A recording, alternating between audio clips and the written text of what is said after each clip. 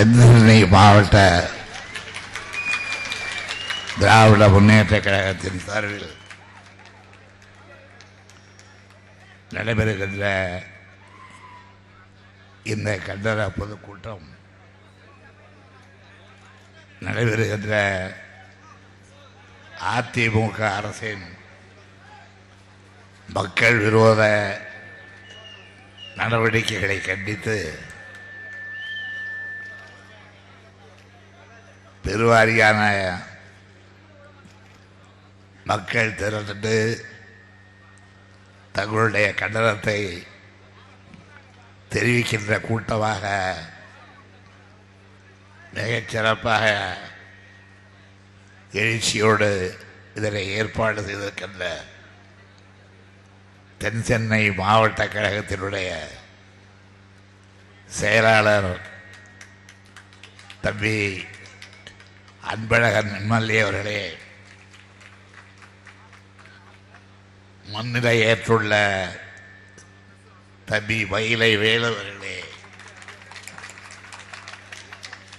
சிறப்புரையாற்றிய கழகத்தினுடைய துணை பொதுச் செயலாளர் தம்பி துரைமுருகன் எம்எல்ஏ அவர்களே,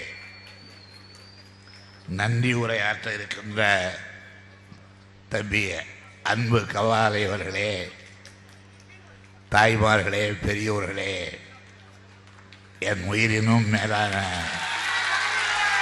அன்பு உடன்பிறப்புகளே, நீண்ட நாள் ஆயிற்று உங்களை உடன்பிறப்புகளே என்று அழைத்து நீங்கள் பொழிகின்ற அன்பை கண்டு ரசித்து நீண்ட நாளாயிற்று. இடைக்காலத்திலே என்னென்ன நடைபெற்றது என்பதையெல்லாம் தம்பி துரைமுருகன் அவர்களும் தம்பி அன்பழகன் அவர்களும் இந்த கூட்டத்திலே வரவேற்புரையாற்றிய வேறு அவர்களும் எடுத்து கூறியிருக்கிறார்கள். ஒன்றை நான் உங்களுக்கு சொல்லுகிறேன். இன்னைக்கு நடைபெறுகின்ற இந்த ஆட்சியினுடைய தலைவி எப்படிப்பட்டவர், எத்தகைய வாய்மையாளர், சொன்ன சொல்லை எவ்வாறு நிறைவேற்றக்கூடியவர் என்பதையெல்லாம் உங்களுக்கு நான் இந்த மாபெரும் பொதுக்கூட்டத்திலே நினைவூட்ட விரும்புகின்றேன். ஒரு நாள் சட்டப்பேரவையில் இன்றைய முதலமைச்சர் ஜெயலலிதா அவர்கள்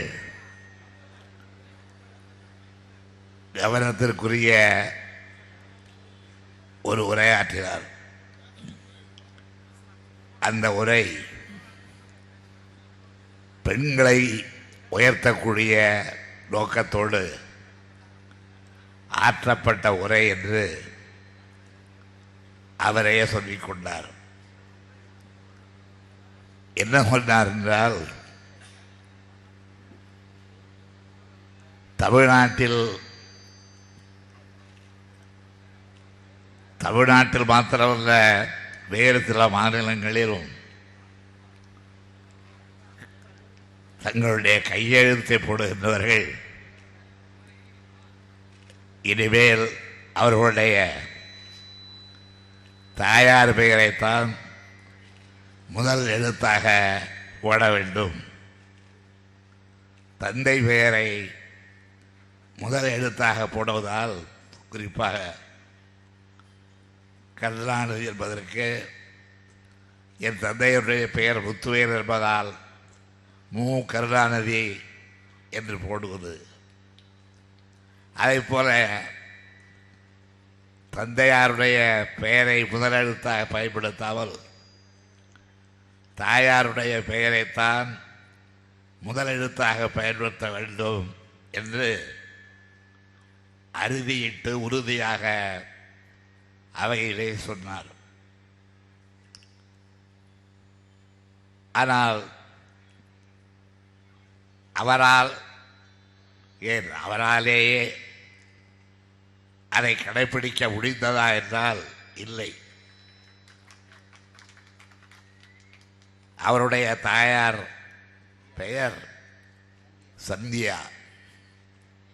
ஜெயலலிதா என்று கையெழுத்து போடும் பொழுது தாயாருடைய பெயரை முதல் எழுத்தாக பயன்படுத்துகிறாரா என்றால் இல்லை.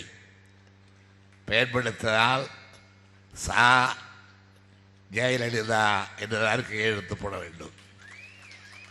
ஆனால் அவருடைய தந்தை பெயரை ஜெயராமன் என்பதற்காக ஜெயலலிதா என்றுதான் இன்றளவும் கையெழுத்திடுகிறார். ஒருவேளை இன்றைக்கு நான் இதை பேசிய பிறகு நாளைக்கு எப்படி கையெழுத்து போடுவாரோ எனக்கு தெரியாது. ஏதை சொல்லுகிறது என்றால் எதை சொன்னாலும் அதை மக்களை இந்த நேரத்தில் ஏமாற்றுவதற்காக சொல்வதை அல்லாமல் அதிலே உறுதியாக இருப்பவர் அல்ல ஜெயலலிதா என்பதற்கு உதாரணமாக இதை சொன்னேன். தன்னுடைய தாயார் பெயரை ஒவ்வொருவரும் முதல் எழுத்தாக பயன்படுத்த வேண்டும் என்று ஊருக்கு சொன்னவர் தனக்கு சொன்னதாக கருதாமல் நடந்து கொண்டார். இப்பொழுதும் நடந்து கொள்கிறார்.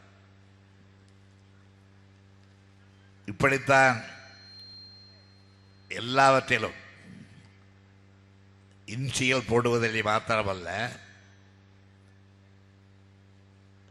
பல நேரங்களில்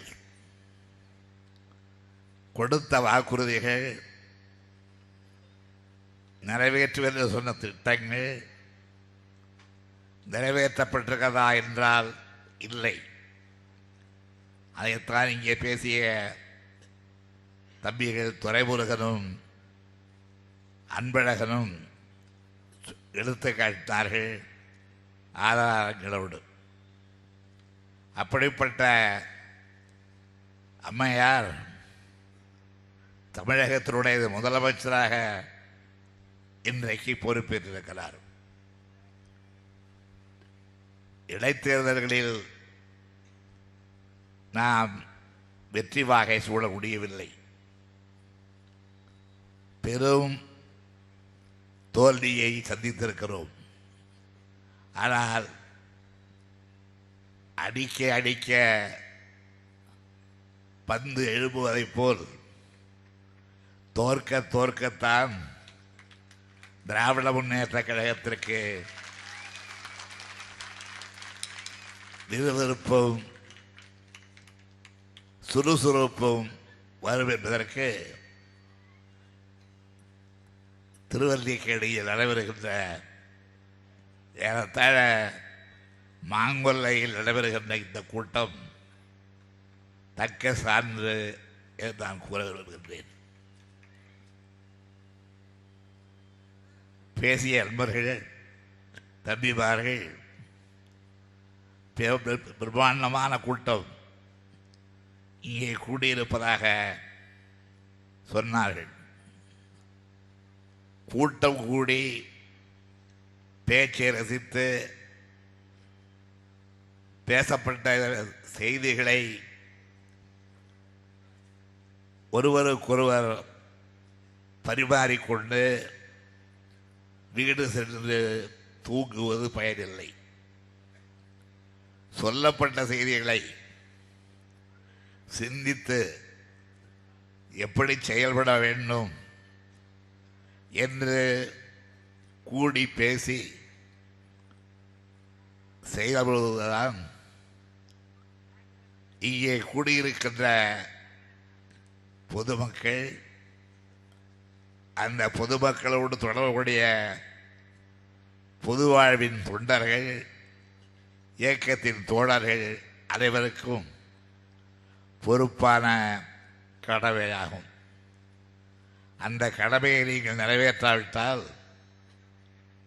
இங்கே பந்தலிட்டு மேடை போட்டு நாங்கள் அரை மணி நேரம் ஒரு மணி நேரம் பேசி பேச்சினிடையே நீங்கள் அதை ரசித்து ருசித்து உங்களுடைய உணர்வுகளை காட்டி கலைந்து போவதில் எந்த பயனும் இல்லை. ஏன் கூட்டம் மூடுகிறோம்? உங்களை பார்ப்பதற்காக நான் வந்திருக்கிறேன் என்றுள்ள உங்களுடைய கருத்துக்களை பெற முடியாத சூழ்நிலை எனக்கு இருந்தாலும் கூட நான் சொல்லுகின்ற கருத்துக்களை நீங்கள் சிந்திக்கின்ற அளவிற்கு நம்மிடையே அந்த உறவும் உணர்வும் இருக்கிறது. ஏதோ தேர்தலிலே நின்றோம், வெற்றி பெறவில்லை, மீண்டும் மக்களை சந்திப்போம் என்பதற்காக நடைபெறுகின்ற சந்திப்பு அல்ல இந்த சந்திப்பு. ஒரு இனத்தின் எழுச்சியை, ஒரு இனத்தின் உரிமை குரலை, ஒரு இனத்திற்கு ஏற்பட்டு கொண்டிருக்கின்ற வீழ்ச்சியை, ஒரு இனத்துக்கு நடைபெறுகின்ற தேய்மானத்தை தடுத்து நிறுத்தி அந்த இனத்தை விழிப்புணர்ச்சியால்தான் அறிஞர் அண்ணாவினுடைய கனவை, தந்தை பெரியாருடைய எண்ணத்தை நாம் நிறைவேற்றியவர்களாக ஆவோம் என்பதை எனக்கு நானே சொல்லிக்கொள்ள வருகிறேன், உங்களுக்கும் கூறிக்கொள்ளுகின்றேன். நேற்றைய தினம் ஒரு திரைப்படம் பார்த்தேன். ஒரு திரைப்படம் என்று அலட்சியமாக சொல்லக்கூடாது. தந்தை பெரியாருடைய வாழ்க்கை திருத்தத்தை திரைப்படமாக ஆக்கி தந்திருக்கின்றார்களே, அந்த படத்தை 5வது முறையாக இருந்தது 6வது முறையாக நேற்றைக்கு தொலைக்காட்சியிலே பார்க்கின்ற வாய்ப்பு எனக்கு கிடைத்தது. இளம் பிராயத்திலே இருந்து வாலிப பிராயத்திலும் சரி, வயோதிக காலத்திலும் சரி, தந்தை பெரியார் அவர்கள் இதற்காக பாடுபட்டார். இந்த இனத்தின் எழுச்சிக்காக, இந்த இனம் விழிப்புற்ற எழ வேண்டும் என்பதற்காக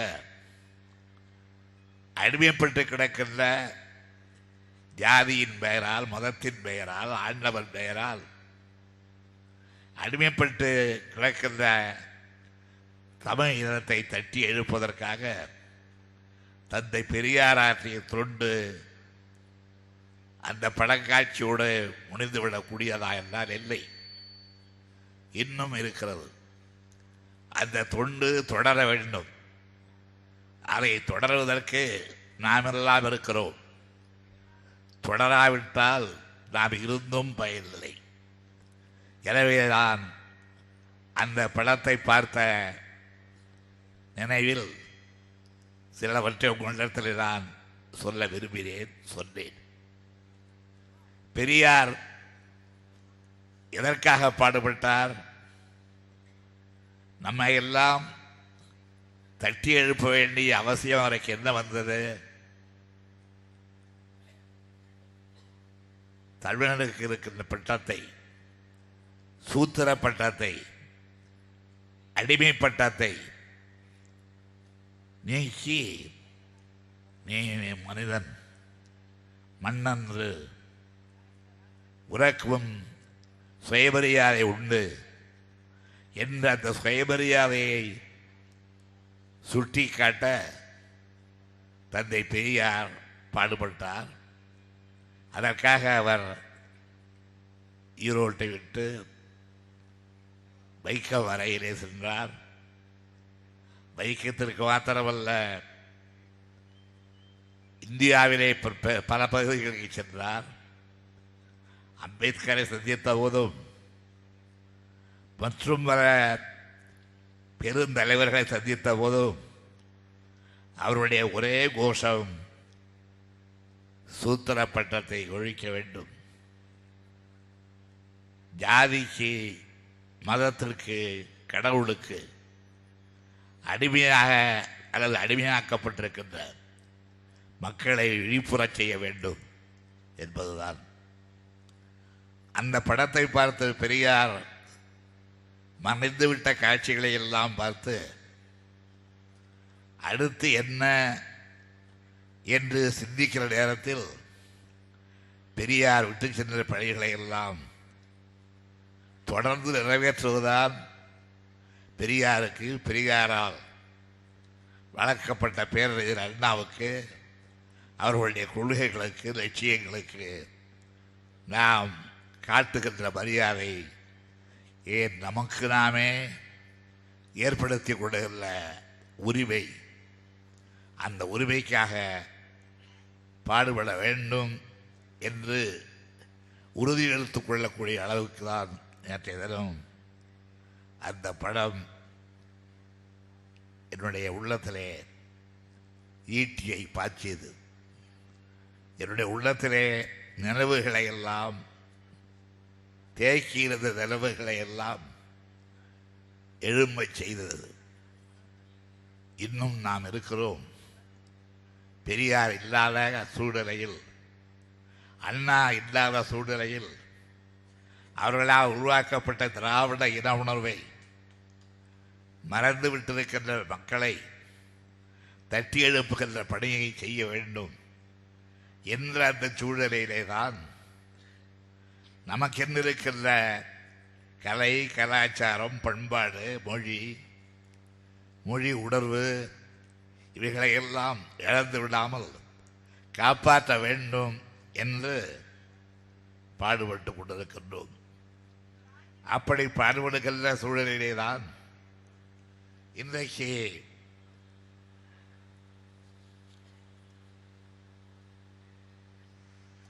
திராவிட முன்னேற்ற கழகத்தை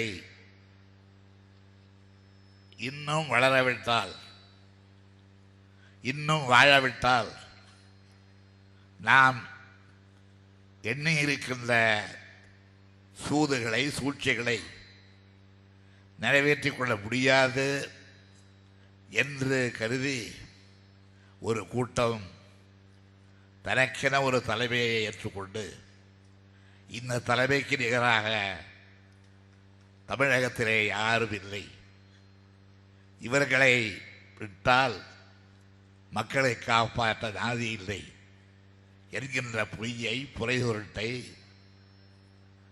கற்பனையை கடவுளின் பெயரால், மதங்களின் பெயரால் திணிக்கப்பட்டிருக்கின்ற அந்த கொடுமையை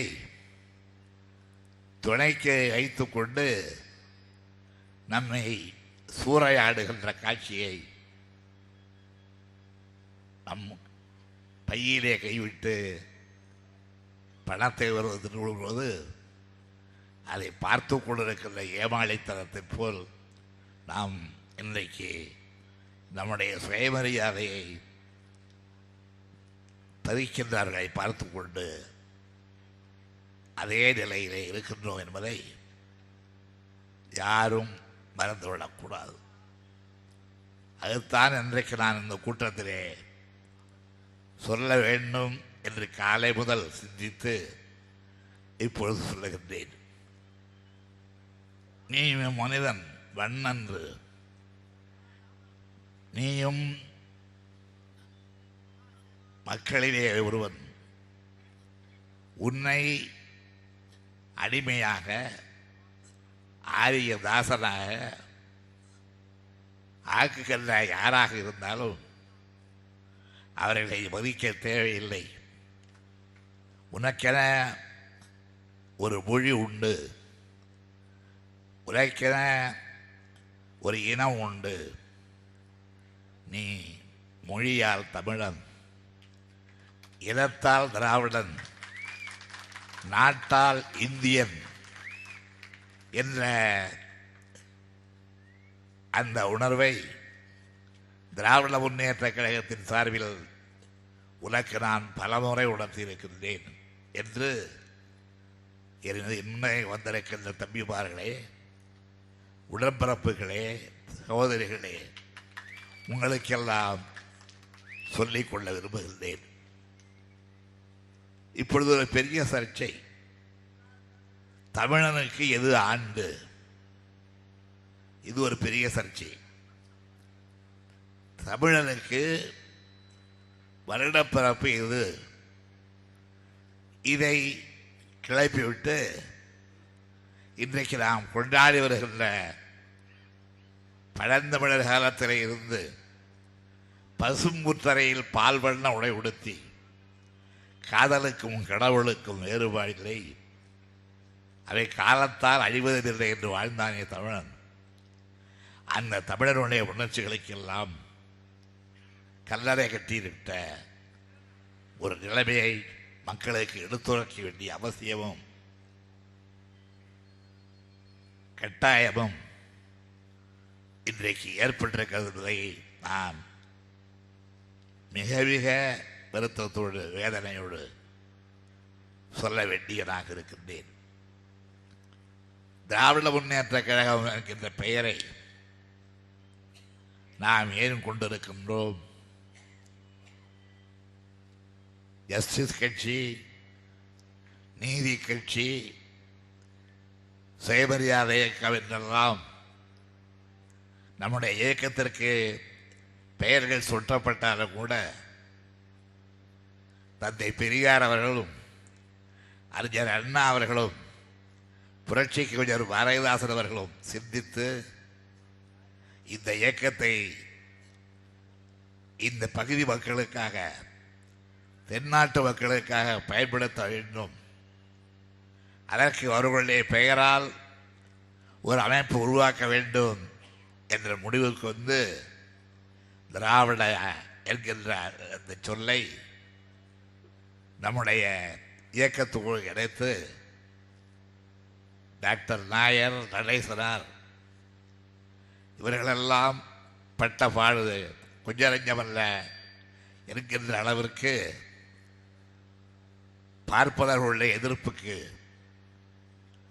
அவர்களுடைய அட்டகாசமான அடக்குமுறைகளுக்கு, அவர்களுக்கு துணை நின்ற துறைத்தனத்தின் கொடுமைகளுக்கெல்லாம் உள்ளாகி இருந்தும் நம்முடைய கொள்கையிலே நம்மை யாரும் மாற்றிவிட முடியாது என்ற அந்த உறுதியான மனப்பான்மையோடு இன்றைக்கு நாம் திராவிட முன்னேற்ற கழகத்துக்காரர் என்று நெஞ்சில் நிமிர்த்தி தெருவிலே நடமாட முடிகிறது என்றால் அதற்கு காரணம் தந்தை பெரியார் ஊட்டிய உணர்வு, பேரறிஞர் அண்ணா ஊட்டிய உணர்வு என்பதை யாரும் மறந்துவிட முடியாது. எனக்கு இன்றும் இப்பொழுதும் ஞாபகத்தில் இருக்கிறது. பாராட்டி போற்றி வந்த பழகலோகம் ஈரோட்டு பூகம்பத்தால் இடியுது பார் என்று பாடிய பாட்டு நான் எழுதிய பாட்டு. ஈவேரா என்ற வார்த்தை இந்நாட்டு ஆரியத்தின் அடிமையிட ஆட்டுகின்ற சூறாவளியாம்.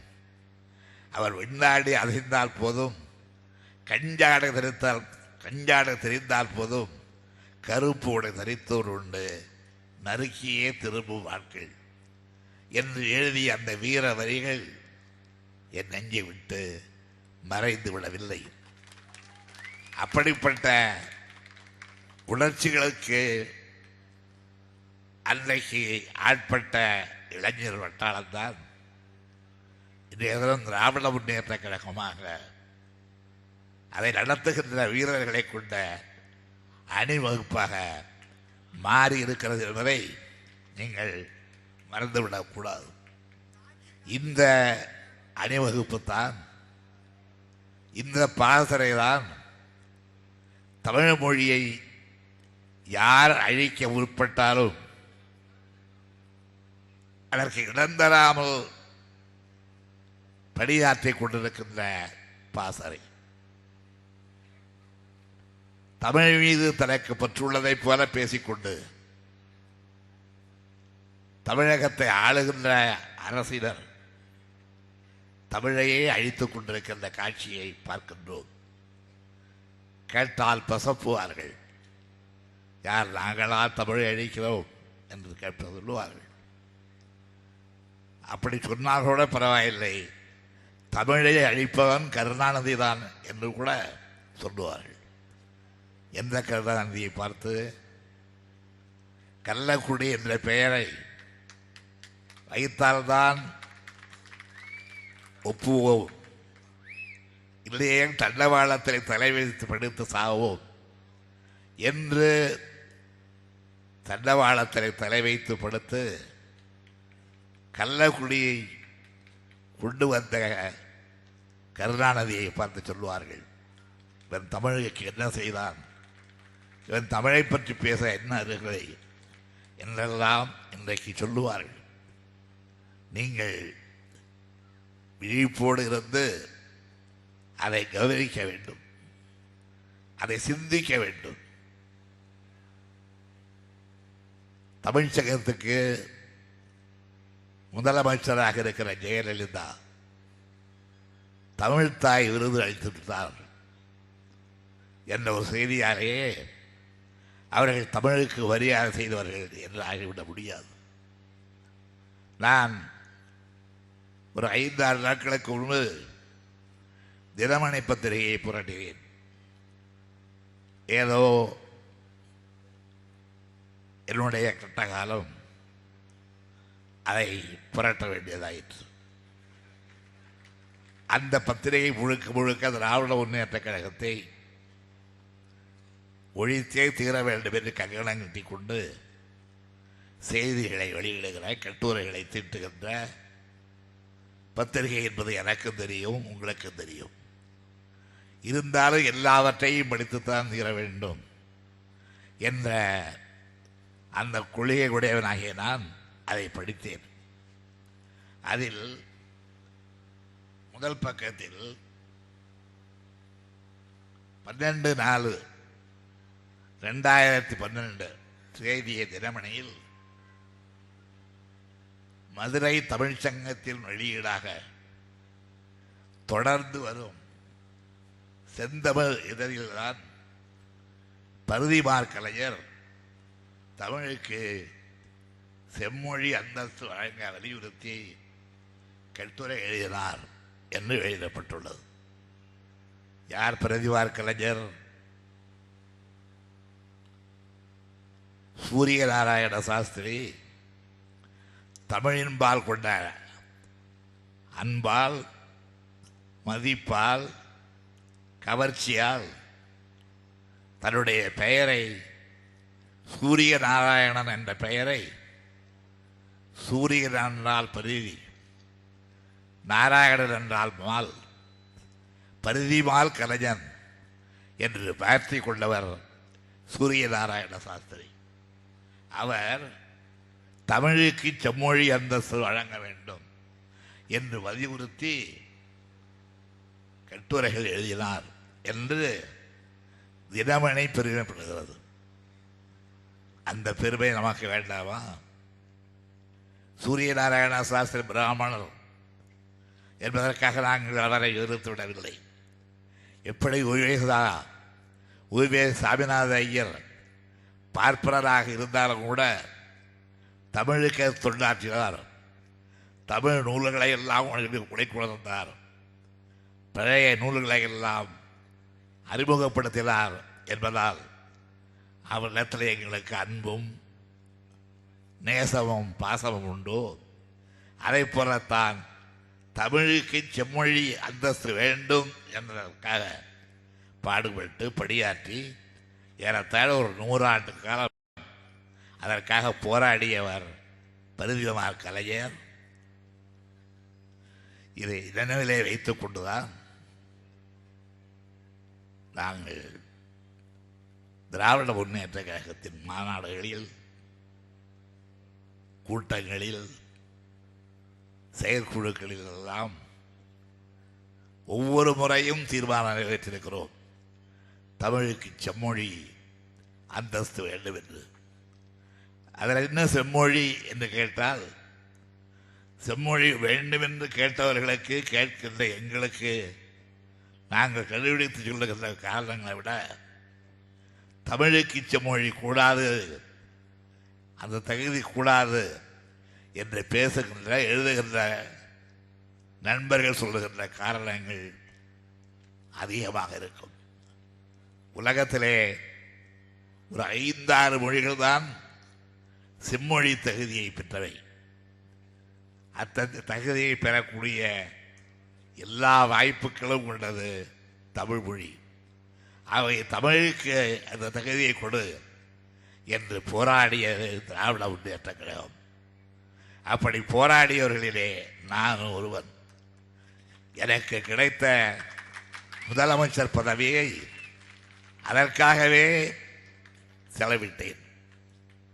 அந்த பதவி கிடைத்தவுடன் நான் திருமதி சோனியா காந்தி அவர்களை சந்தித்து தமிழுக்கு செம்மொழி தகுதி தாருங்கள் என்று கேட்டபோது அவர்களுக்கு விளக்கி சொன்னேன். உலகத்திலே உள்ள 5-6 மொழிகளிலே எல்லா சிறப்பும் வாய்ந்த மொழி தமிழ் மொழி. ஆகவே எனக்கு தகுதியை தாருங்கள் என்று கேட்டேன். அவர்கள் ஒரு முறை அல்ல, 2 முறை அல்ல, 4-5 முறைக்கு பிறகு அதை பற்றி சிந்தித்து கடிதம் எழுதினார்கள். அரசின் மூலம், மத்திய அரசின் மூலம் தமிழுக்கு செம்மொழி அந்தஸ்து வழங்கப்பட்டது என்று அறிவித்தார்கள். அதை தமிழ் புலவர்களெல்லாம் ஏற்றுக்கொண்டார்கள். தமிழர்களெல்லாம் மகிழ்ந்து போற்றினார்கள். நானும் அளவிலாத ஆனந்தம் அடைந்தேன் அந்த செய்தி கேட்டு. அந்த செய்தியை எனக்கு வழங்கிய சோனியா காந்தி அம்மையார் ஒரு கடிதம் எழுதினார்கள். கருணாநிதி அவர்களே, நீங்கள் உங்களுடைய ஐக்கிய முற்போக்கு கூட்டணியினுடைய அங்கத்தராக இருந்தாலும் கூட உங்கள் கட்சியின் சார்பாக நீங்கள் எழுப்பிய குரலுக்கு வெற்றி கிடைத்ததைப் போல் இந்த அனுமதியை நாங்கள் வழங்குகிறோம், தமிழுக்கு அந்த தகுதியை வழங்குகிறோம் என்று அறிவித்தார்கள். நான் கேட்கிறேன், 100 ஆண்டு காலம் நம்முடைய புலவர்களெல்லாம் கேட்டு கேட்டு போராடி போராடி கிடைக்காமல் இருந்த ஒரு தகுதியை திராவிட முன்னேற்ற கழகத்தின் சார்பிலே நாம் போராடிய பிறகு சோனியா காந்தி அம்மையார் அவர்கள் அமைச்சர்களோடு கலந்து பேசி அந்த தகுதியை தமிழுக்கு வழங்கியுள்ள சூழ்நிலையில் அதற்கு என்ன இன்றைக்கு நிலை? தகுதியை கேட்கிறோம், நமக்குரிய அந்தஸ்தை கேட்கிறோம். கிடைத்தது, கிடைத்த பிறகு தமிழை தூக்கி இன்றைக்கு குப்பையிலே போட்டிருக்கின்றோம். அந்த தமிழ் மொழிக்கு நாம் காட்ட வேண்டிய மரியாதையை காட்டியிருக்கிறோமா என்றால் இல்லை. செம்மொழிக்காக போராடி அதை பெற்றுத்தந்த எனக்கு மரியாதை காட்டு என்று நான் ஜெயலலிதாவை கேட்கவில்லை. தமிழுக்கு அந்த மரியாதையை காட்டு, செம்மொழி தமிழுக்கு அந்த மரியாதையை காட்டு. எப்படி இந்த மரியாதையை காட்டியிருக்கிறார் என்றால், செம்மொழி என்ற பெயரே கூடாது, செம்மொழி பூங்காவா, அதை அழித்து எழுது. செம்மொழி என்ற பெயரே கூடாது என்று கங்கணம் கட்டி கொண்டு இன்றைக்கு ஆட்சி நடத்துகின்ற ஒரு அம்மையார் தான் நான் தமிழுக்காக பாடுபடுகிறேன், தமிழுக்காக ஏதோ செய்தேன் என்றெல்லாம் தம்பட்டம் அளித்துக் கொண்டிருக்கின்றார்கள். தன்னுடைய புகழை பாடிக்கொண்டிருக்கின்றார்கள். அதற்கென்று சில பேர் இருக்கிறார்கள், இந்த அம்மையாருடைய புகழை பாடுவதற்காக அவர்கள் பாடுகிறார்கள். தமிழ்நாட்டிலே உள்ள புலவர்களை பற்றி நம்முடைய சேதுராமன் குவித்துக் கொள்ளக்கூடாது. தந்தை பெரியார் சொல்லுவார், இந்த புலவர்களை எல்லாம் நான் நம்ப மாட்டேன், இவர்களெல்லாம் தமிழையே காட்டிக் கொடுப்பார்கள், தமிழ் தமிழ் என்று சொல்லி நாட்டை கெடுக்கக்கூடியவர்கள் இவர்கள் என்று பெரியார் சொல்லுவார். பெரியாருடைய சொல்லுக்கு நீங்கள் மறுப்பு தெரிவிக்கின்ற வகையில் நடைபெறப் போகிறீர்களா? பெரியார் அப்போவே சொன்னார் என்று அவருடைய சொல்லுக்கு மதிப்பளித்து நீங்கள் அவ்வழியில் நடக்கப் போகிறீர்களா என்பதை உங்களுடைய முடிவுக்கே விட்டு விடுகின்றேன் என்று நான் தமிழ் அறிஞர்களுக்கு புலவர்களுக்கு சொல்லிக்கொள்ள விரும்புகின்றேன்.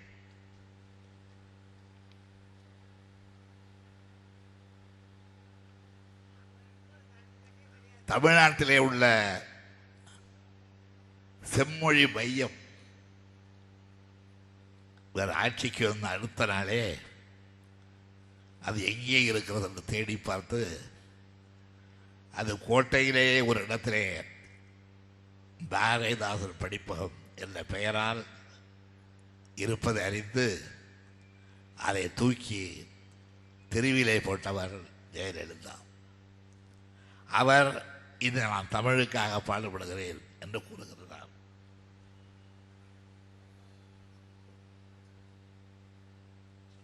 தமிழ்த்தாய் விருது வழங்குகிறேன் என்று வழங்குகிறார். யாருக்கு வழங்கினார் என்பது உங்களுக்கு தெரியும். தமிழ்த்தாய் விருது தமிழ்த்தாயை அவமானப்படுத்துகின்ற வகையில் வழங்கப்பட்டது உங்களுக்கு தெரியும். தமிழ்த்தாய் விருது யாருக்கு வழங்கப்பட வேண்டும்? அவர்களுக்கு வழங்கப்படவில்லை. தமிழ்த்தாய் விருது தமிழுக்காக பாடுபட்ட, தமிழுக்காக போராடிய, தமிழுக்காக எந்த தியாகத்துக்கும் தயாராக இருக்கின்ற யாருக்கும் வழங்கப்படவில்லை. தமிழை பற்றியே கவலைப்படாதவர்களுக்கு அந்த விருது வழங்கப்படுகிறது. உங்களுக்கு தெரியும், கோயம்புத்தூரில் செம்மொழி தமிழ் மாநாடு நடத்தினோம். திராவிட முன்னேற்ற கழக ஆட்சியில் அந்த செம்மொழி தமிழ் மாநாடு நடத்தியதையொட்டி என்னுடைய சொந்த பணத்தில் 1 கோடி ரூபாயை ஒரு நிதியாக வைத்து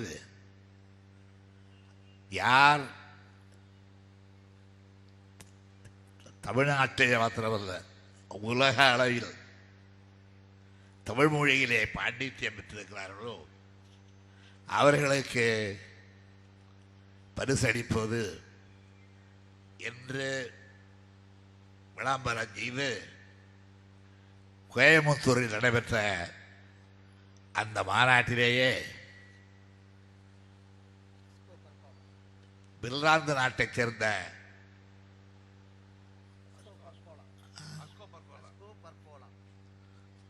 பர்கோலா என்ற தமிழ் அறிஞருக்கு அவர் தமிழ் படித்த அறிஞரானவர் அல்ல, அவர் வெளிநாட்டுக்காரர், பின்லாந்துக்காரர். அவருக்கு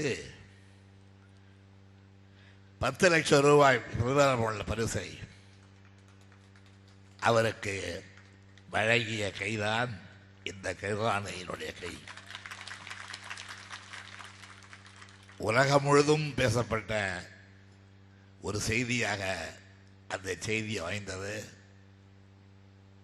ஆனால் அதற்கு பிறகு யாருக்கும் எந்த பரிசும்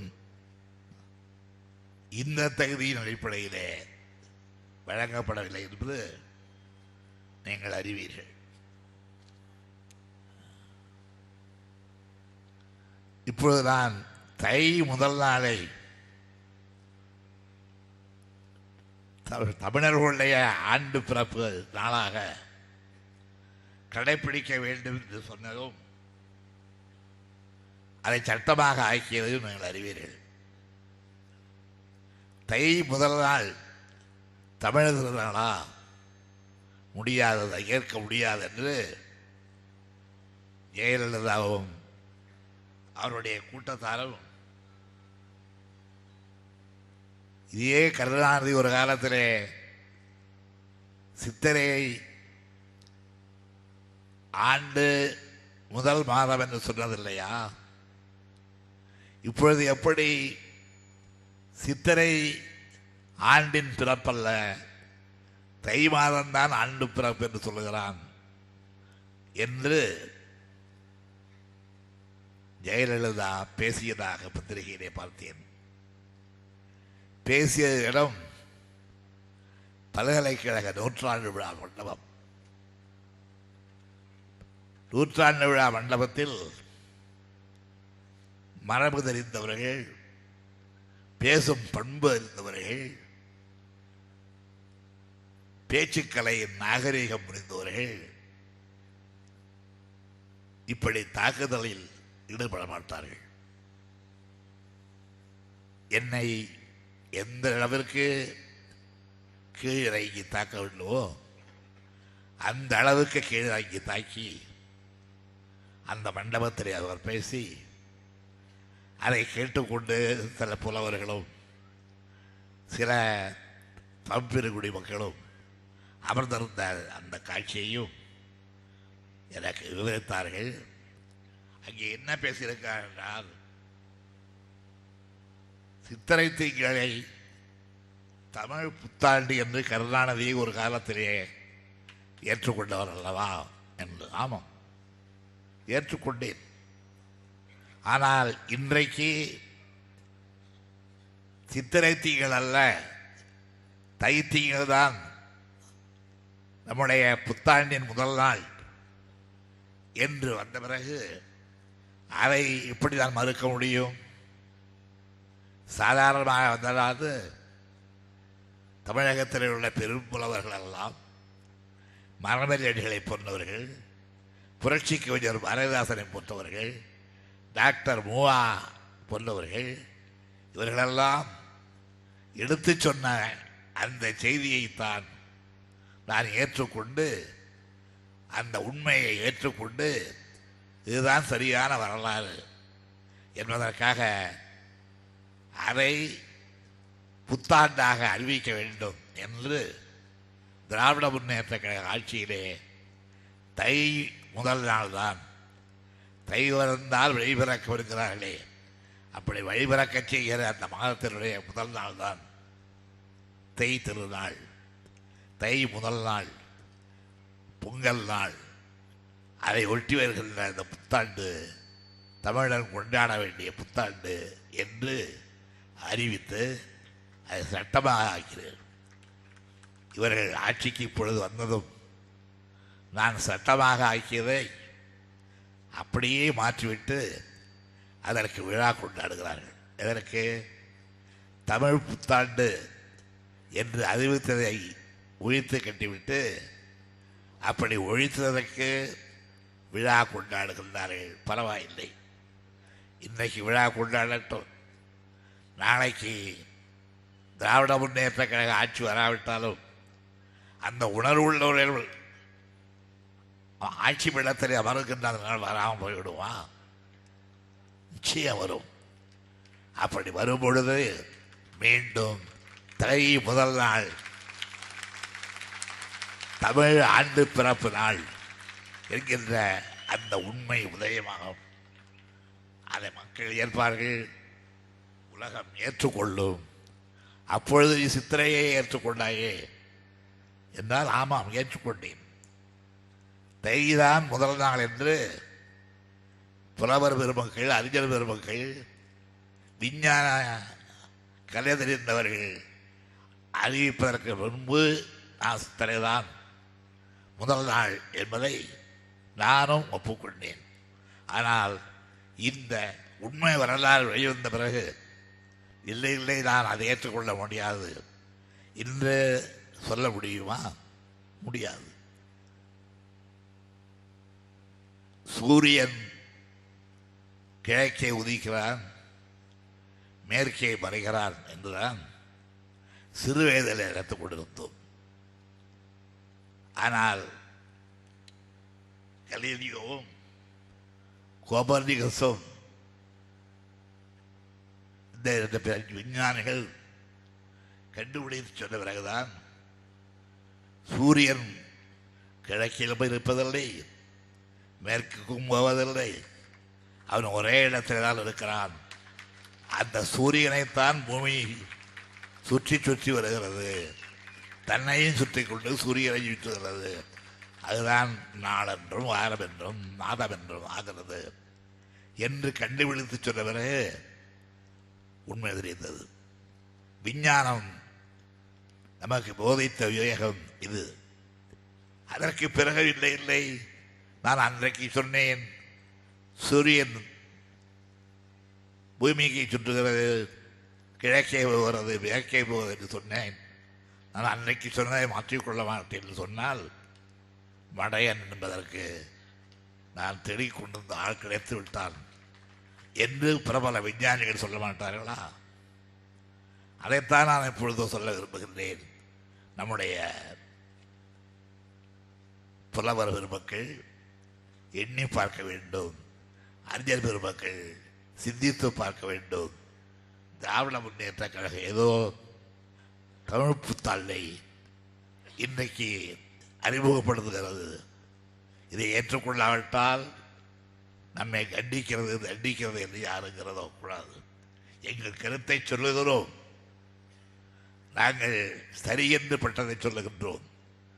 அப்படி சொல்லுவதற்கு காரணம் நாங்கள் தமிழன் என்பதால், தமிழ் ரத்தம் எங்களுடைய உடலிலேயே ஓடிக்கொண்டிருப்பதால், நாங்கள் திராவிட இனம் என்பதால், திராவிட உணர்வு இன்னமும் எங்களை சுழன்று சுழன்று சுற்றி கொண்டிருப்பதால் அப்படி சொல்லுகிறோம்.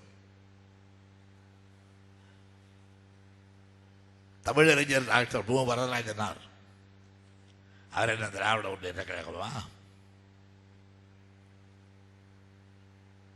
அவர் சொன்னார், முன்காலத்தில் மனுஷ பிறப்பு சித்திரை முதல் நாளாக இருந்ததே இல்லை. தை முதல் நாளைத்தான் வருடப்பிறப்பாக பெரியோர்கள் கொண்டாடி இருக்கிறார்கள். அந்த நாள் முதல் எல்லோருடைய வாழ்வும் பல வகையிலும் புதிய வாழ்வாக இருக்க வேண்டும் என்று ஏற்படுத்தி, வீட்டில் புதுமை, தெருவில் புதுமை, ஊரெல்லாம் புதுமை, மனதிலும் புதுமை, புதிய பச்சரிசியை பொங்குவார்கள், புதிய அடைகளை வாங்கி கொடுப்பார்கள், தெருவில் புதுமண் போட்டு செம்மண்ணிட்டு ஒழுங்கு செய்வார்கள், ஊரெல்லாம் திருவிழா நடத்துவார்கள். இப்படி நகரங்களில் புத்தாண்டு பிறப்பாக பொங்கலை கொண்டாடுவார்கள் என்று டாக்டர் மூவா கல்லோ காவியமோ என்ற நூல் எழுதினாரே அந்த பெருமகன் தமிழறிஞர், அவர் சொல்லியிருக்கிறார், தமிழருக்கு புத்தாண்டு தை முதல் நாள் தான் என்று குறிப்பிட்டிருக்கின்றார். சித்திரை என்று சொல்லவில்லை. சித்திரை அல்ல, மார்கழி உச்சியில் மலர்ந்தது பொங்கல்.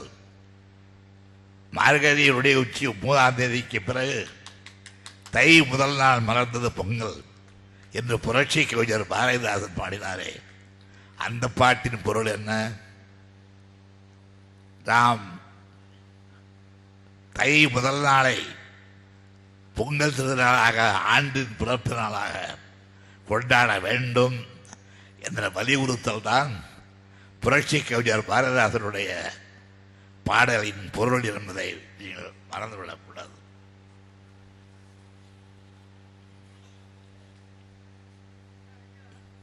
சென்னையிலே பல்கலைக்கழகத்தால் 1912ஆம் ஆண்டு புதுப்பிக்கப்பட்ட தமிழ் பேரகத்தில் சித்திரை முதல் நாளே தமிழ் புத்தாண்டு என்று கூறப்பட்டதாக ஜெயலலிதா இதன் பேசியிருக்கிறார்.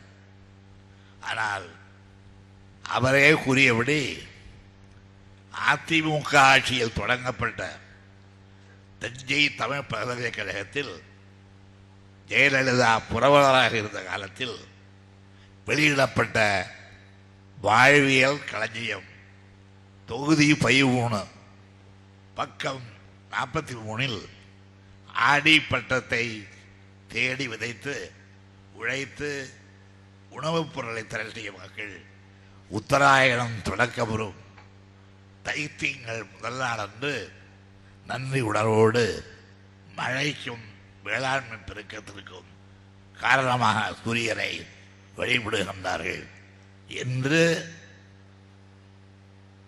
சென்னை பல்கலைக்கழகத்திலே ஜெயலலிதா பொறுப்பு வகித்த போது வெளியிடப்பட்ட மலரில் புத்தகத்தில் எழுதப்பட்டதை மழைக்கும் வேளாண்மை பெருக்கத்திற்கும் காரணமாக சூரியனை வழிபடுகின்றார்கள் என்று சொல்லப்பட்டதை ஏன் இப்பொழுது மறைக்கிறார்கள்?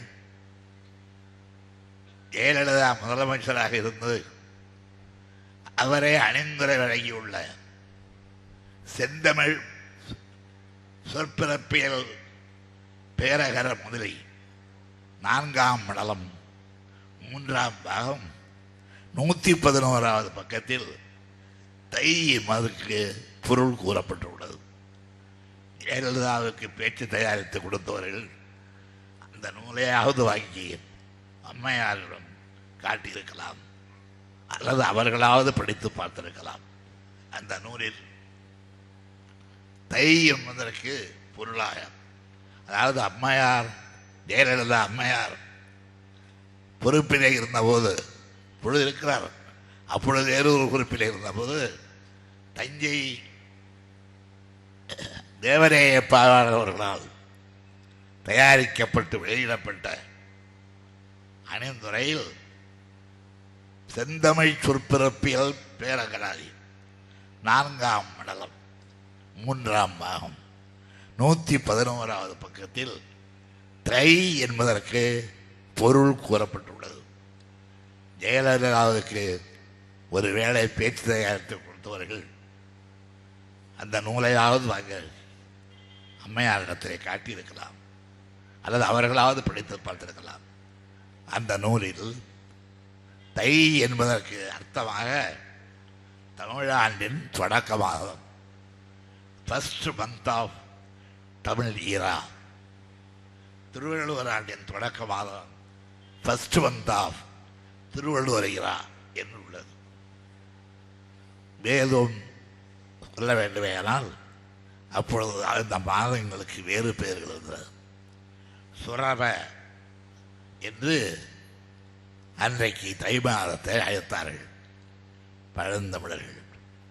அந்த மாதம்தான் தமிழாண்டின் தொடக்கம் என்று அச்சிடப்பட்டுள்ளது. இந்த அளவுக்கு ஆதாரங்கள் நம்மிடத்தில் இருந்தாலும் கூட ஜெயலலிதா பல்கலைக்கழக 100ஆண்டு விழா மண்டபத்தில் பேசும்போது திருவள்ளுவர் காலம் 2ஆம் நூற்றாண்டுக்கு முற்பட்டது என்பது கிறிஸ்து பிறப்பதற்கு 30 ஆண்டுகளுக்கு முன் திருவள்ளுவர் பிறந்தார் என்பது நான் ஆராய்ந்து கண்ட முடிவாகும் என மறைமறை அடிகளார் கூறுகிறாக 5வது உலகத்துவ மாநாட்டை ஒட்டிய மலரில் நச்சினார்க்கினியன் கூறியிருக்கிறார் என்பதை எடுத்து காட்டியிருக்கிறார் ஜெயலலிதா அவர்கள். ஆனால் கிறிஸ்து பிறப்பதற்கு 30 ஆண்டுகளுக்கு முன்பல்ல, 31 ஆண்டுகளுக்கு முன்புதான் திருவள்ளுவர் பிறந்தார் என்பது மறைமறை அடிகளார் கருத்து. இந்த கருத்தைத்தான் அரசு ஏற்றுக்கொண்டு பின்பற்றி வருகின்றது. இதைத்தான் மறைமறை அடிகளார் மகனும் மறைமறை அடிகள் வரலாற்றில் நமக்கு தொகுத்து வழங்கி வருவான மறை திருநாவுக்கரசு அவர்கள் அடிகளாரின் கருத்துப்படி திருவள்ளுவர் கிறிஸ்தவுக்கு 31 ஆண்டுகள் முற்பட்டவர் என்று திட்டவட்டமாக தெரிவித்துள்ளார். அது மாத்திரமல்ல, அம்மையார் குறிப்பிட்டுள்ள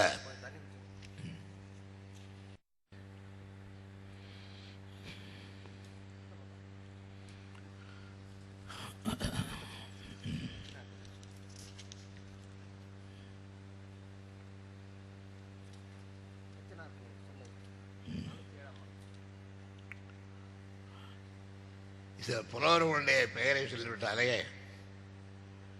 தமிழில் தான் கரை கண்டவர் என்பதை சாதாரண மக்கள்,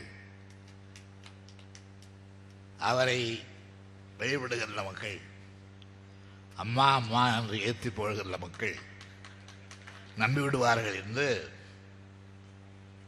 நச்சினார்கினியன் என்ற பெயரை பயன்படுத்தி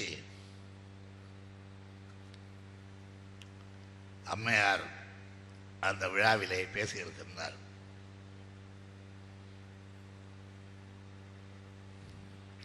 ஆனால் நச்சினார்கினியர் அம்மையாரால் எடுத்தாளப்பட்ட அந்த பெருமகனார் என்ன சொல்லியிருக்கிறார் என்றால், தேய் பிறந்தால் வழி பிறக்கும் என்பது தமிழகத்தின் நெடுநாளைய பழமொழி. சூரியன் சுற்றும் நிலையின் கணக்கினை கொண்டு அந்நாளில் தை முதல் ஆனி ஈராக ஒரு பகுதியும், ஆனி முதல் மார்கழி ஈராக மற்றொரு பகுதியும் விளங்கின.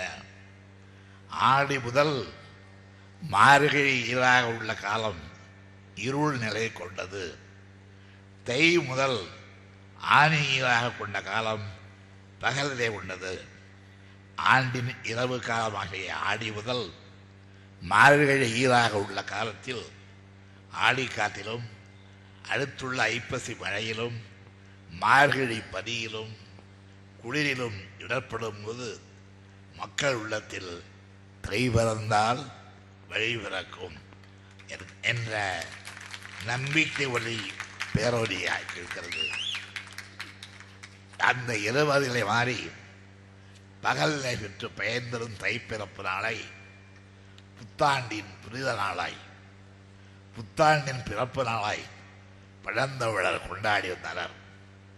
இன்றும் கூட தை பிறப்பை தனிப்பெருஞ்சிறப்பாக தமிழர்கள் கொண்டாடுகிறார்கள்.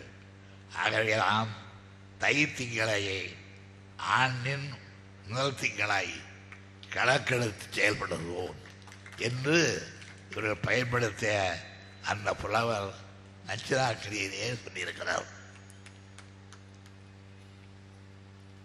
இது புலவர்களுக்கு, பண்டிதர்களுக்கு மாத்திரம் புரியக்கூடிய, அவர்கள் மாத்திரம் ஆராயக்கூடிய, ஆய்ந்தறிந்து முடிவுக்கு வரக்கூடிய விஷயம் என்பதால் நான் இவைகளை இந்த அளவோடு நிறுத்திவிட்டு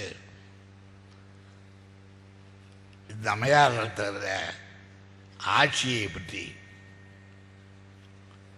ஒன்று சற்று சொல்ல விரும்புகின்றேன். பின்பற்றி வருகின்ற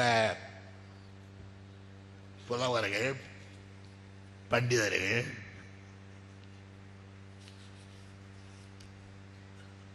ஆரிய கூட்டத்தினர், இவர்களெல்லாம் கருணாநிதி விதண்டாபாகமாக இவைகளெல்லாம் தமிழரிடம் என்று சொல்லுகிறான். இல்லை இல்லை, அது தவறு, அதை யாரும் இருக்காதீர்கள், நமக்கென்று இருக்கின்ற வருடங்கள் பல காலமாக இருக்கிறது, நம்முடைய பஞ்சாங்கத்தை பாருங்கள் தெரியும் என்று சொல்லுகிறார்கள். என்ன இருக்கிறது பஞ்சாங்கத்தில்? நாரதர், நீங்கள் கிருஷ்ண நாரதி இன்னொரு படம், சினிமா படம், கிருஷ்ணன் நாரதி, இந்த ரெண்டு பேரும் நட்ட ஒரு படம். கிருஷ்ணன் ஆண், நாரதர் ஆண். நாரதருக்கு ஒரு ஆசை, கிருஷ்ணன் இவ்வளவு அழகாக இருக்கிறானே, நாம் ஏன் பெண்ணுருவம் எடுத்து இந்த கிருஷ்ணனை கொண்டு செல்லாவிக்கக்கூடாது என்று நாரதருக்கு ஒரு ஆசை வந்துவிட்டது. அவை கிருஷ்ணனை பார்த்து, கிருஷ்ணா என்னுடைய ஆசையை தீர்த்து வைத்தவன், என்ன ஆசைகள் தான், நான் பெண்ணாக வர வேண்டும், நீ ஆணாக இருந்து எனக்கு என்னோடு கூடி குலாக வேண்டும், நமக்கு பிறக்கின்ற குழந்தைகள் எல்லாம் மக்களுக்கு வருஷங்களாக ஆக வேண்டும் என்றார். அப்படி மகாவிஷ்ணு அதை ஏற்றுக்கொண்டு நாரதரை நாரதியாக ஆக்கி, நாரதரை நாரதியாக ஆக்கி அவரோடு உல்லாச அனுபவித்தார். அவர்களுக்கு பிறந்த குழந்தைதான் 60 வருடம். பிரபவ விபவ சுபவ சுக்கல பிரபுத பிரஜோத்பத்தி ஆங்கரிச ஸ்ரீபுக பவ யுவ தாது ஈஸ்வர ருக்தானிய பிரமாதி விக்கிரம விஷ்ணு சுத்திரபானு சுபானு தாரண பார்த்திவ ஜெய சர்வசித்து சர்வதாரி விரோதி விக்கிருதி கரக நந்தன விஜய ஜெய மன்மத துன்முகி விளம்பி விளம்பி விகாரி சார்வரி பிளவ சுபகரத எனப்படுகின்ற புரோதராட்சய என்று முடிகின்ற இந்த 60 வருடங்களும் 60 குழந்தைகள். வெள்ளக்காரத்தில் சொன்னா சிரிக்க மாட்டான், ரஷ்யாக்காரர்கள் சொன்னா நமக்கு பைத்தியம்னு சொல்ல மாட்டான், அமெரிக்காக்காரர்களை சொன்னா நம்மளுக்கு நினைப்பான் ஆள் ஒரு மாதிரியா என்று கேட்க மாட்டான். 60 வருடங்கள் 60 பெண்கள் அவர்கள் கிருஷ்ண பரமாத்மாவுக்கு கர்ப்பமுற்று அவர்கள் பிள்ளைகளை பெற்று அந்த 60 வருடங்களை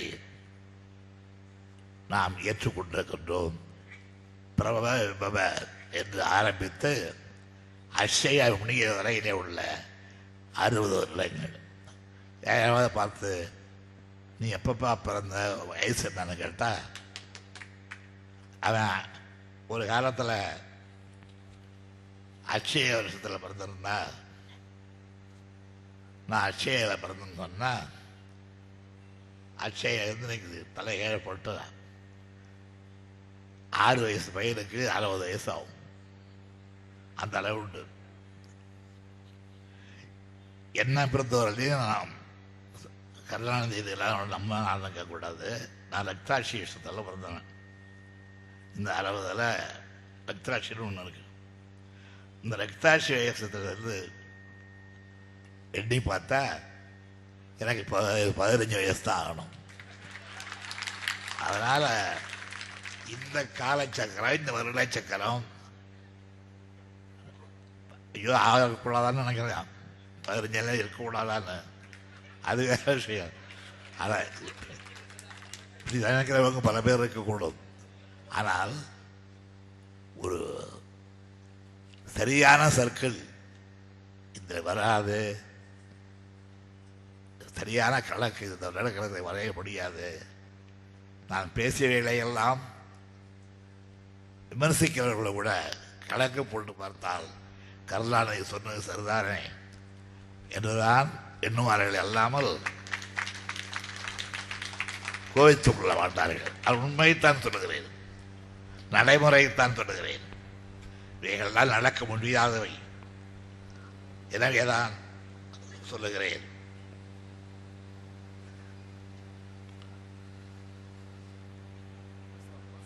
திராவிட இயக்கத்தினுடைய சமுதாய சீர்திருத்தம் என்ற அந்த கொள்கையினுடைய ஒரு பகுதியை நான் இதுவரையிலே பேசினேன். திராவிட இயக்கத்தினுடைய அரசியல் நடவடிக்கைகள் இன்றைக்கு சந்தித்துக் கொண்டிருக்கிற நன்மைகளை பற்றி ஒரு சிறிது பேச வருகின்றேன். தம்பி துரைமுருகன் அதை பற்றி விரிவாக பேசிவிட்டார். தம்பி அன்பழகன் அதை பற்றி விரிவாக பேசிவிட்டார். நான் ஒரு சிறிது அரசியலை பற்றி பேச விரும்புகிறேன்.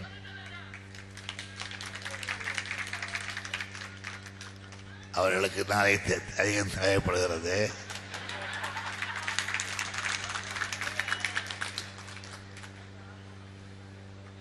நான் அந்த அரசியலை பற்றி இப்போ தமிழ்நாட்டினுடைய நிலைமை என்னங்கிறத பற்றி முரசொலியோ விடுதலையோ குறைந்தபட்சம் நக்கீரன் முத்திரிகையோ எழுதாத, ஆனால் தினமலர் என்ற ஒரு பத்திரிகை திராவிட முன்னேற்றக்காக வென்றால் அதை ஒழித்தே தீர வேண்டும் என்று கங்கணம் கட்டி கொண்டு கையிலே பேனா எடுக்கிற பத்திரிகை தினமர பத்திரிகை. அந்த பத்திரிகையில் இன்னைக்கு காலையில் வந்த ஒரு கட்டுரை தொகுப்பை மாத்திரம் உங்களுக்கு படித்து காட்ட விரும்புகின்றேன். தினமலர் எழுதியுள்ள செய்தி குறிப்பில் அந்த பகுதி இதோ வருவார். ஒவ்வொரு துறைக்கும் இங்கே ஒரு கமிஷன் பாலிசி உள்ளது. நெடுஞ்சாலைத்துறையிலே பின்பற்றப்படும் கமிஷன் முறை அதற்கு சரியான உதாரணம். டெண்டரில் பங்கேற்று பணியை எடுத்துவிட்டால் முதலில் வரும் வார்த்தை 12% மேலிடத்துக்கு தர வேண்டும் என்பதுதான். 12.5% மேலிடத்துக்கு தர வேண்டும் என்பதுதான். அது எங்கே இருக்குது மேலிடம்? தினமலரை கேட்கணும், இது மேலிடம். யார் இந்த மேலிடம் என்று யாருக்கு தெரியாது. கேட்பவரை கேட்டுத்தான் மேலிடம் என கூறியவன் எந்த ஒப்பந்தக்காரர் கேள்வி கேட்பார்.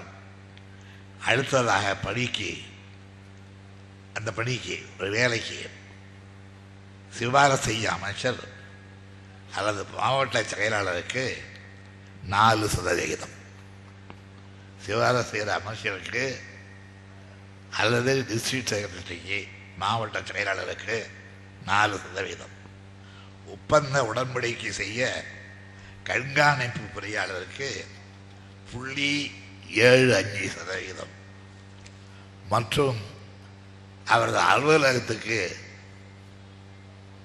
0.05%, சென்னை தலைமை பொறியாளருக்கு 0.50%. ஒப்புதல் பெற்ற பின் எழுதாது வேலைக்கு, ஒரு சாலைக்கோ கட்டடத்துக்கோ ஒப்புதல் பெற்ற பின் அமைச்சர் அல்லது மாவட்ட செயலாளர் வழக்கத்தைச் சேர்ந்த நபருக்கு 2% கமிஷன் வழங்க வேண்டும். இவை அனைத்தும் பணி தொடங்குவதற்கு முன் தர வேண்டியவை. பணி முடிந்து பில் வாங்கும்போது கோட்ட பொறியாளருக்கு 2%, அவரது அலுவலகத்தில் உள்ளோருக்கு 0.50%, உதவி கோட்ட பொறியாளருக்கு 2%, உதவி பொறியாளருக்கு 2%, தரக்கட்டுப்பாட்டு கோட்ட பொறியாளருக்கு 0.50%, தரக்கட்டுப்பாட்டு உதவி பொறியாளருக்கு 0.50% கமிஷன் போகிறது. இதெல்லாம் போதாது என வருமான வரி பிடித்தவன 2%, விற்பனை வரி பிடித்தவன 2%, இது போக பிடித்த தொகை 2.50% விடுகின்றார்கள். இவற்றுக்கெல்லாம் நல்ல ரசீது கிடையாது, கேட்கவும் கூடாது, கேட்டாலும் கிடைக்காது. நான் முரசொலியில் எழுதலை, விடுதலையில் எழுதலை, இதெல்லாம் தினமலர் இருக்காங்க. மொத்தத்தில் 100% மதிப்பீட்டு தொகையில் 34.2% கமிஷனுக்கே செல்கிறது. இதில் 1-2 விழுந்தாலும் குறைந்தது 30% தொகை கமிஷனுக்கு போகிறது. இதில் பெரிய அளவில் போவது மேலிடத்துக்கு செல்லும் 12.50% மேலிடத்துக்கு எல்லாம் தெரிய பயிரிட்டோம். இப்படி தோழாடு இருக்கிறது. இதை நான் சொல்லவில்லை, தினமலர் சொல்லுகிறது, அவள் தினமலர் சொல்லுகிறது.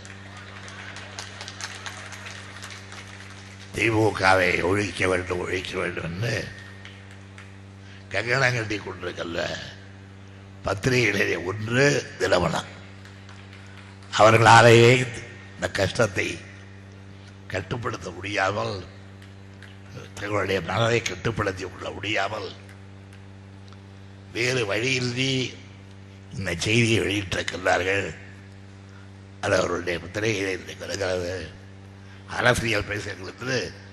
அங்கிருந்து கூச்சலிட்டவர்களை கேட்டுக்கொள்ளுகின்றேன். இது இணைந்த அரசியல் வேண்டும். இந்த அரசியல் போதாதா? இந்த அரசியல் தொடரலாமா? இந்த அரசியல் நீடிக்கலாமா?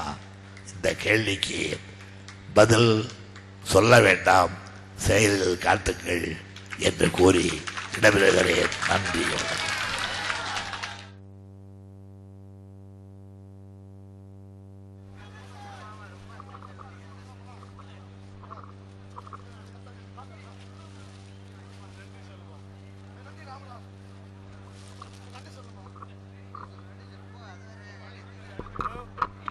ஹலோ.